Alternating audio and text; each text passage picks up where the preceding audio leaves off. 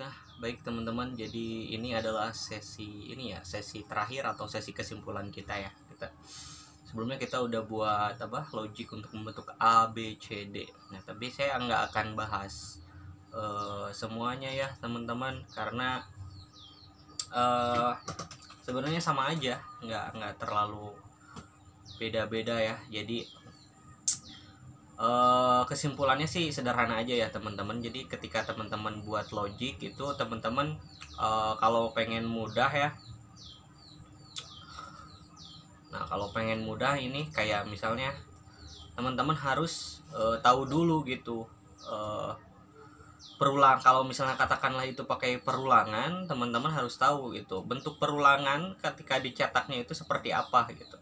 Jadi nggak ujuk-ujuk bikin logik, tapi teman-teman harus tahu dulu gitu ya.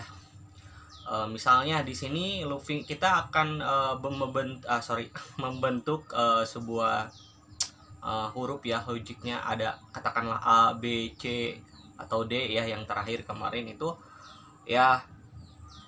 Pertama loopingnya dulu kita tes gitu, tes itu bentuknya seperti apa, baris angkanya gitu ya, baik yang pertama ataupun yang kedua gitu, bentuknya seperti apa. Nah kalau bentuknya udah tahu seperti apa, hasil looping yang dihasilkan, maka kita baru melakukan membuat logiknya gitu ya. Itu kesimpulannya saja teman-teman. Nah, contohnya misalnya di sini saya akan coba kembali, misalnya di sini kita akan membentuk huruf E ya misalnya.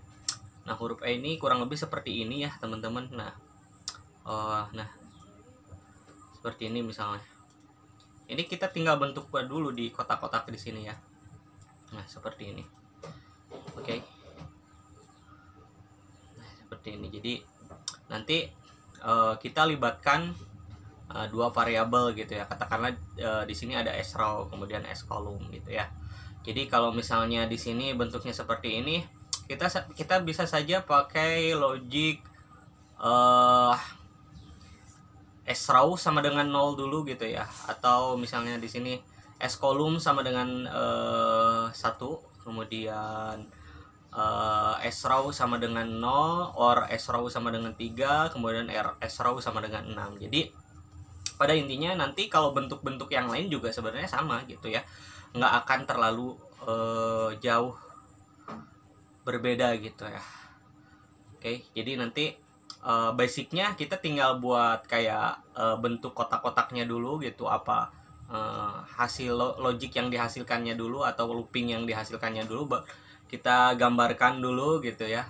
Kemudian nanti baru kita buat logiknya. Itu cara teknik saya ya, supaya nggak terlalu pusing gitu. Karena kalau saya sih pribadi nggak terlalu pintar gitu ya orangnya, jadi kayak lama mikirnya gitu. Jadi saya butuh kayak alat bantu kayak gini, saya bikin sendiri gitu ya teman-teman. Nah begitu pikiran saya, karena pada saat saya coba logik gitu ya teman-teman, pertama kali buat gitu, saya pengen tahu dulu sRow hasilnya bentuk angkanya seperti apa, sColumn bentuk angka yang dihasilkannya seperti apa gitu. Nah saya contohkan di sini misal yang terakhir ya teman-teman, kita akan buat huruf E ya, kemarin D ini kita kesimpulannya yang terakhir ini ya teman-teman. Jadi nanti kalau F, G, H, I, J teman-teman tinggal bentuk aja di tabelnya gitu. Jadi baru bikin logiknya. Jadi misalnya di sini if sColumn di sini sama dengan, di sini ada kayak tanggungan. Oke.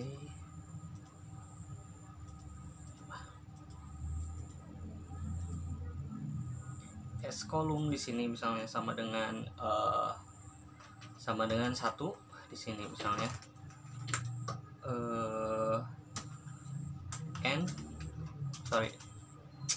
Or di sini sRow sama dengan 0, or sRow sama dengan 3, or sRow sama dengan 4 ya. Nanti sebenarnya yang paling ini ada di or n-nya gitu ya. Kalau teman-teman mau mengikuti logik sebelumnya, misalnya sColumn sama dengan 1, kemudian ingin memenuhi logik sebelumnya, maka di sini pakai n. maka ini akan memenuhi si raw di sini akan memenuhi logic sebelumnya, yaitu di sini gitu ya, di sebelah kirinya gitu. Oke. Nah, oke, kita contohkan dulu ini di sini ya, teman-teman. Echo kemudian seperti ini. Kita tulis bintang-bintang seperti ini, kemudian else. Nah, seperti ini. Kita lihat logic 5, teman-teman. Oke, bentuknya seperti ini ya, teman-teman. Tuh. Agak sedikit apa ya?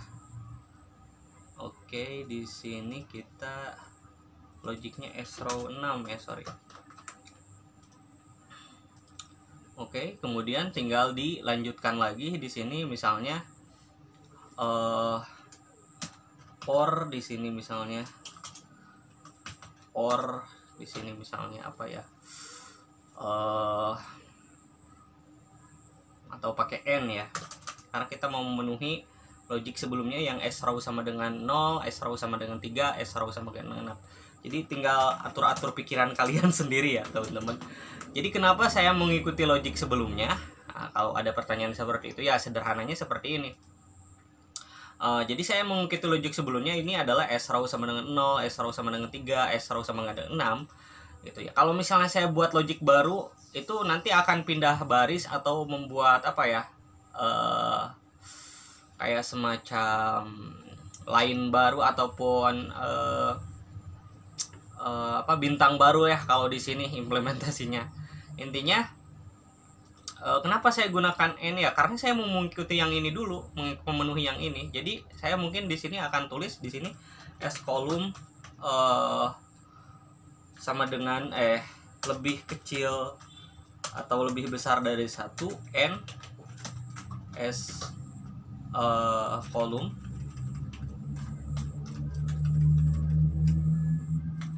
kolom lebih besar lebih kecil dari 5 ya. Jadi artinya S kolom lebih besar dari 1 dan S kolom kurang dari 5 itu adalah 2, 3 dan 4 gitu ya. Berarti di sini nantinya bentuknya ya, sering saya ulang-ulang. Berarti di sini nanti bentuknya adalah dia akan mencetak 2, 3, 4 gitu ya. Di sini 2, 3, 4, 2, 3, 4. Oke. Coba kita lihat ya, teman-teman. Nah, sekarang bentuknya seperti huruf E. Bisa saja lah atur variasi F. Kalau mau F gimana? F ya, F juga gampang F. Nah, misalnya kita buat logic lagi. Logic 6.